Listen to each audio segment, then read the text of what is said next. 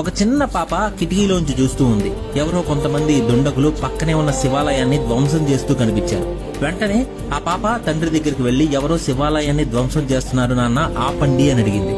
ఆ తండ్రి పాపని దగ్గరికి తీసుకుని, మనం మొఘలుల ఆధీనంలో ఉన్నామమ్మా, వాళ్ళని అడ్డుకోవడం మన వల్ల కాదు అని చెప్పాడు. దాంతో బాధగా ఆ పాప అలా చూస్తూ ఉంది.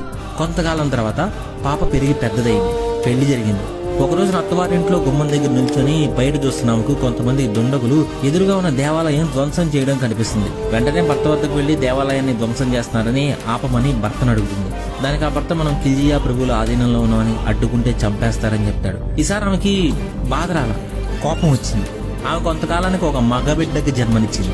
ఆ బిడ్డకు చిన్నతనం నుంచి రామాయణ మహాభారత గాథలు, పురాణాలు, వాటిలోని మంచి చెడులు, హిందూ ధర్మంపై జరుగుతున్న దాడులు, వాటిని ఎలా ఎదుర్కోవాలి, ధర్మాన్ని ఎలా పరిరక్షించాలి, స్త్రీల పట్ల గౌరవ మర్యాదలతో మెలగడం, యుద్ధ విద్యలు, ఇలా అన్ని వివరంగా చెప్తూ పెంచసాగింది. ఒకరోజు ఆమె ముందే ఇంకో దేవాలయాన్ని ధ్వంసం చేస్తున్నారు. ఆమె ఈసారి కొడుకు వైపు చేస్తుంది.